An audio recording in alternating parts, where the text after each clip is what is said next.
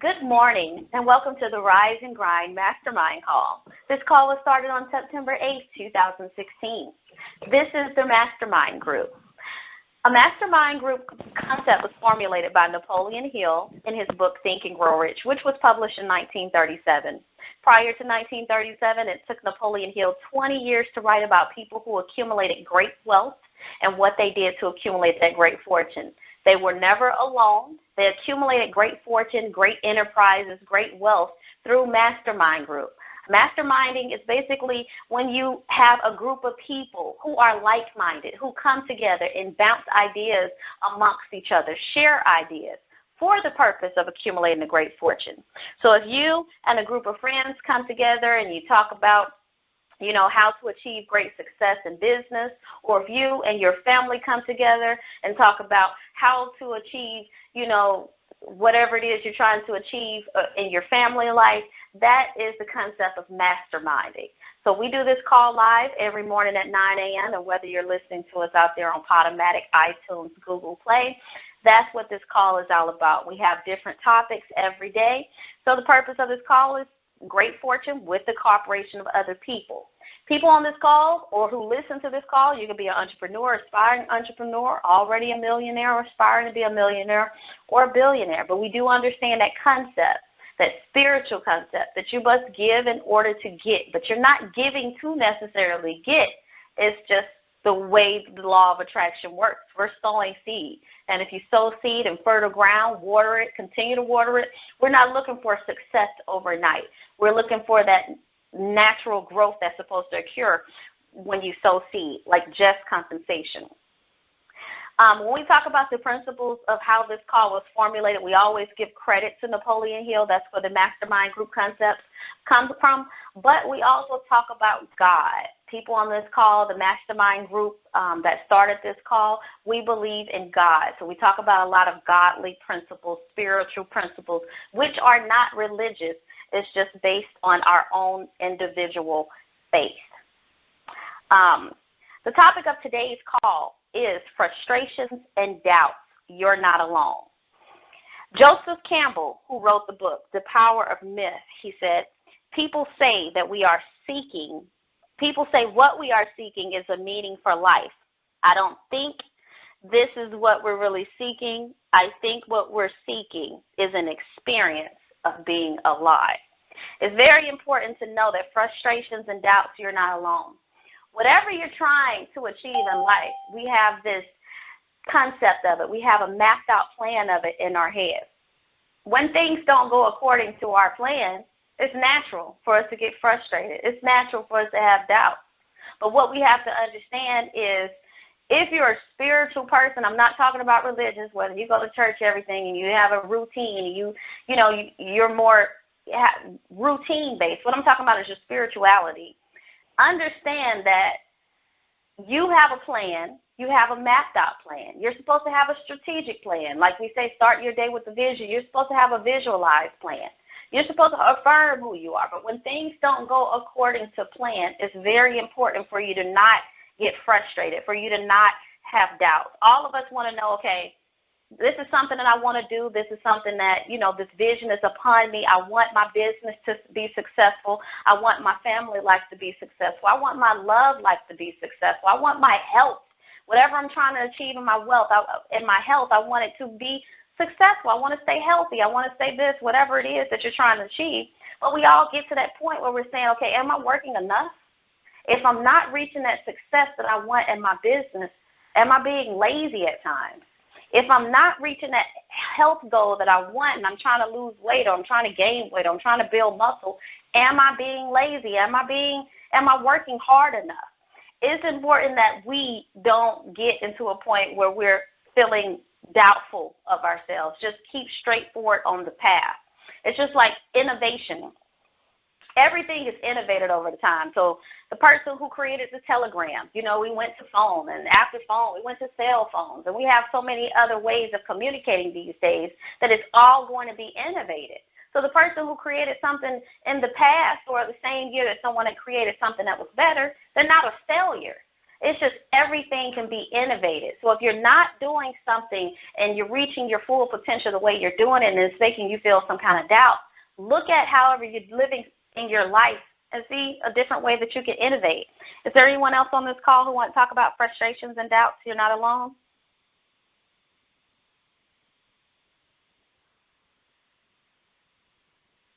Okay, I'll go ahead and pick back up. Understand when someone is racing, I use this analogy a lot on this call, but when someone's in an Olympic race and they're not winning, and they don't win the race at the conclusion of the race, they lost, they hit second place, third place.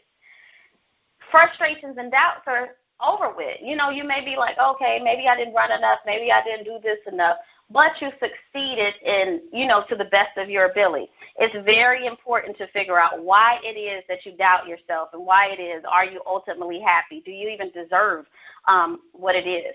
Ask yourself, when we did a call on what do you want, and we did a call on how bad do you want it. Sometimes when we get frustrated and we have doubts in our life, we have to look in the mirror and ask ourselves again, what do you want? When you find out what do you want, you need to ask yourself, what is the meaning of my life? A lot of times we do something, we feel like we're off course, so we have that burning desire where, oh my gosh, I want this so bad, I want it so bad. But you have to ask yourself, what is the meaning of my life?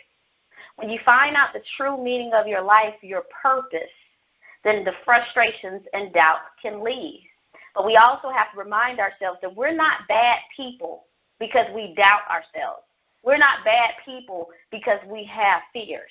We all have fears, and if you don't have fears, it's kind of like you're not living a good life, because in life we're supposed to be going from success to success.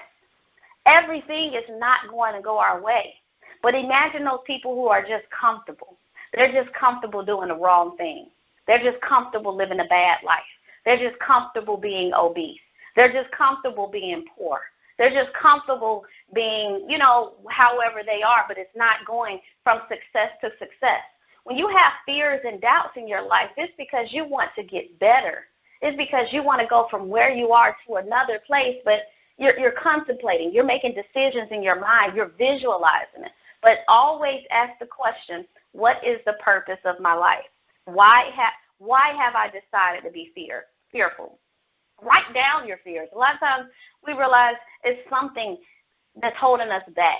Sometimes the people who aren't rich in today's society is because they separate their belief in God from their belief that they deserve to be rich. They separate, okay, I don't deserve to, have tremendous wealth, but I'm not married, I'm single.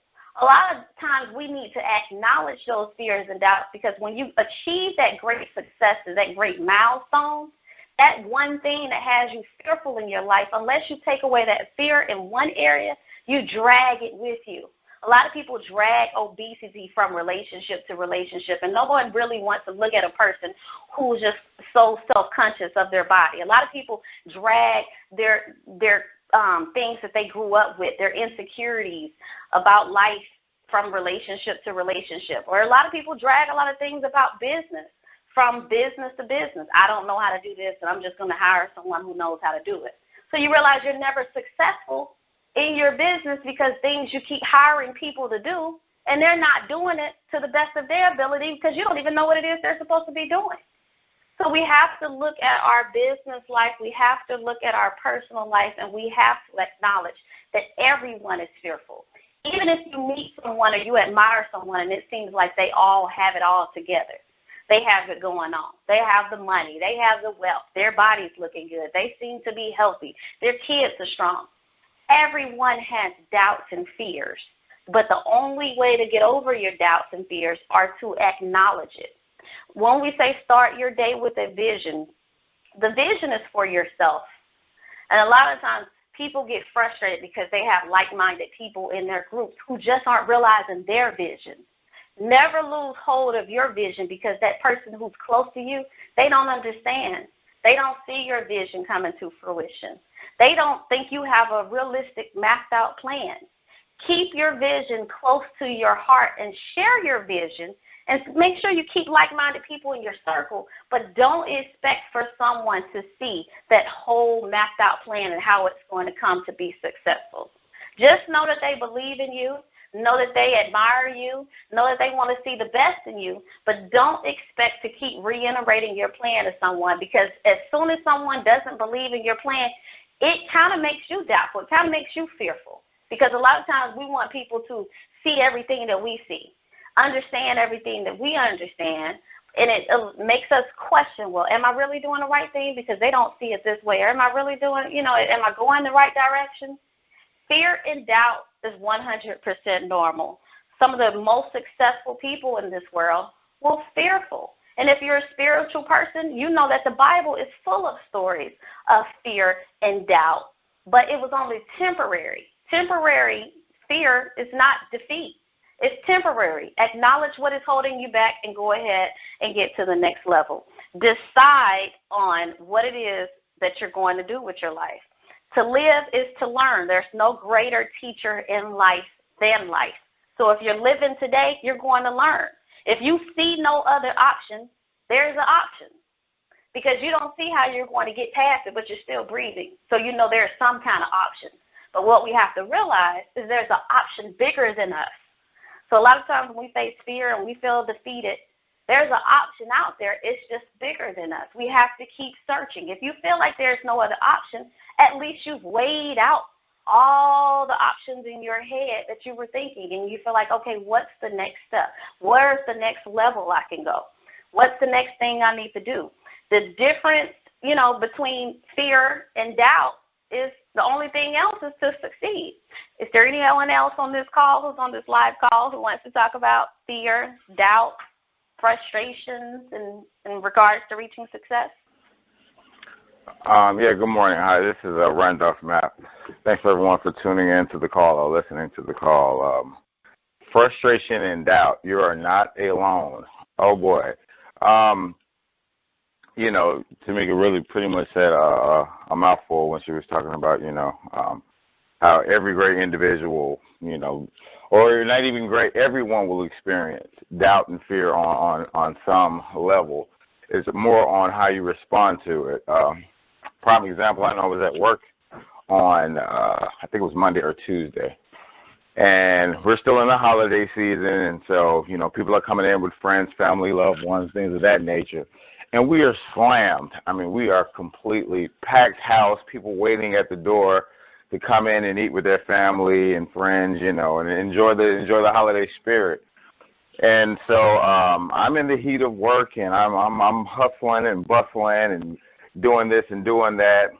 And I had a table that it was this guy's birthday, cool couple. And he was like, excuse me, once his companion came in, he said, oh, well, you know what? We got plans. We got to make this order to go. We're going to take care of you. It's no problem. Sorry about that, but we just really need a box that we got to go. So I go to the one of my managers on the shift, and, I explained to them, hey, table 283, they've got to go. They got some other plans. It's his birthday, blah, blah, blah. The manager looks at me and says, well, why don't you go over there and box it up then, put on some gloves and do it then.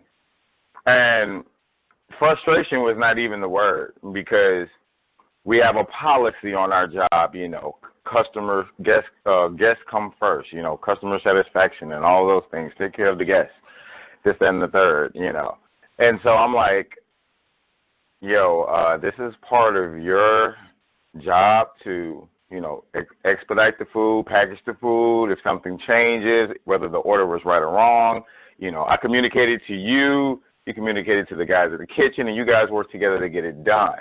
But that didn't happen. So I got totally frustrated. I was pissed off, to be honest with you. I was close to really becoming irate. But I had to take a moment. And pause. You know what I'm saying? I had to pause. I had to ask for quiet from God. And I was still mad as heck. But I had to start breathing. I had to pray. And I realized, Randolph, it's just your turn. It's just your turn. Everyone has a turn in life, ups and downs, highs and lows. It was just my turn to experience that. Now, I could have, went off the handle and everything, but that phrase that a great mentor of mine has told me because when things happen, I'm like, oh, why me? Why me? You know, why is this happening? And he's just like, Randolph, it's just your turn. It's an opportunity for you to grow. It's an opportunity for you to let go and let God. You know, it's an opportunity just to let things be where they are. And it's not going to be that way for a long time, most of the time. Most of the time it's very short-lived. It's just on how long I want to hold on to that frustration or how long I want to hold on to that doubt. That's just one instance in when I was, you know, very frustrated. But I had to use some coping skills. I had to really, you know, step outside of myself and look at things from another perspective. You know, changing your perspective on things is very helpful a lot of times when you're dealing with certain situations as far as frustration and doubt. When it comes to doubt, in a lot of instances, I am that doubting Tom a lot of times. But at the same time, I can be so optimistic. I'm like, oh, my God, we can walk on water all the time. But doubt does creep in. Not so often, but at times it does. But what helps me to eliminate doubt a lot of times is when I can take I can look at my life, you know, take a few steps back before I go forward, you know, and not live in the past, but just look at the progress that I've made, or look at maybe a situation similar to this, or I remember having a conversation with someone who was in a situation like this or worse than mine. And once I, you know, think about that, internalize it, digest it. I know how to go about handling my situation, and a lot of times it makes my situation not as bad. So, you know, it's very important that your perspective on certain situations pertaining to fear and doubt, you know, that you take time, first of all, to calm yourself. To calm yourself. Like, that's key to me. It's just a suggestion to, you know, the listeners out there whenever you come across this fear or frustration. You know, get your emotions, you know, because fear and doubt are emotions. So, you know, most of the time, you know, the worst decisions are emotional decisions most of the time. So I need to calm myself down, bring yourself back down to reality, have a reality check. You know, you never know what the other person might be going through. They just might be having a bad day in the office, or maybe they got a bad phone call a few minutes ago, or whatever the circumstance might be. But I'm not in control of what they've got going on. I only have power over how I'm going to react to the situation. So it's very important, like I said, that we keep in mind our perspective on when things are, you know, getting heated at certain situations and moments in time. But yeah, another thing I was thinking about when you were talking about fear and doubt and frustration is a point. It's a story in the Bible. You know, great book. Check it out. Not trying to, you know, tell anybody to do it, but great story. This guy named Jesus walks into the temple and gets completely pissed off. I mean, infuriated when he sees what's going on in the temple. I mean, this guy, if you're a believer like myself, I mean, he is the founder of the faith. You know, without spot, you know, perfectly blameless, a great, upright guy. But he got pissed. So that lets me know that, you know what, Randolph, no one has ever made it. I think Timeka says it sometimes. No one will never arrive, no matter who you are. Oprah, Bill Gates, Warren Buffett, Jack Canfield, Mark Victor Hansen, no one has arrived. We will experience these feelings, these emotions, as long as the blood is running warm in our veins. However, our perspective and the way we respond to it is our responsibility. That's all I wanted to add to it, Timeka. I'll turn it back over to you. One thing I wanted to say was, you know, there's a blessing behind having a complicated life. I don't know the exact Bible scripture, but I know it's somewhere in the Bible, and it tells us that we can learn from the ant. And it's important when you think about that concept, ants are always, they're searching, they're seeking. They're seeking food, and they're storing it in the storehouse. And when we think about the Bible, when we think about this world, so many books, so many people have wrote so many books based on the wisdom that they've learned living their particular life, stories that they can tell about other people's experiences. But what you have to realize is there's a blessing behind having a complicated life, because your story is yet to be written. And what you don't want is to be a one-trick pony where everything you do is so predictable. Everyone can predict your life from beginning to end. What we have to learn is we are on the search for our life purpose. We are on the search for knowledge. We should continuously be growing. The way you were as a child should be completely different, as a 35-year-old, as a 45-year-old, as a 55-year-old and up. There should be continuous growth. So when you have frustrations in your life, when you have doubts in your life, it's 100% normal because you're growing. You should be growing. Think of your mind as a toolbox. And, sometimes the mentality, it needs to be sharpened. Our logic and our means, our mentality, the way we think right now, whether it's spiritual, unspiritual, whether you're an atheist, you're a very religious person, sometimes our knife gets dull and it needs to be sharpened. If you run into that brick wall, you need to turn around and you need to create a new path. Or you might need to find out that you need to break down the wall. All of us get frustrated from time to time. Some things sometimes we don't want to continue our habits, but our habits lead us towards success. This call, for example, this has been going on Monday through Friday ever since September 8, 2016. Sometimes I'm sure there are, the people who started this call, Shayna, Randolph, myself, sometimes there have been mornings where things are going on. Life happens. But it's been a continuous thing where at least one or two of us, despite what's been going on in our lives, we have been on the call to lead the call to make it successful. It's very important that you don't want instant success. I know there's a term where we live in a microwave society where we want what we want now. We want to press the 30-second button and we want it to be hot. We want what we want now. So we don't want any fears. We don't want any frustrations. We don't want to run into the brick wall. We want everything easy. But there's a process to life. You have to find out what is the meaning out of what I'm going through. What is the meaning of why I'm fearful? What is the meaning? Sometimes it's just like we have this GPS system when we're trying to get from one destination to another destination. We have that inside of us. So when you have that fear, that should be right there. Don't stop, because if you stop, you're going to fail. Keep going, keep going, keep going. Or what are you afraid of? What is this that you need to get out of your life right now? Do you need to sharpen your mental toolbox? Sharpen that blade so you can learn something new. Maybe your learning is limited. Make your learning unlimited. When we make our lives unlimited, when we think there's no limit to the money I can get, there's no limit to the knowledge I can get, there's no limit of how healthy I can get. There's no limit of how happy I can get in my life. When you think like that, you take a lot of the frustrations, doubts, and things like that out of your life. You can reverse it. We have this call and we talk about the law of attraction, start your day with a vision, and how your thoughts become things.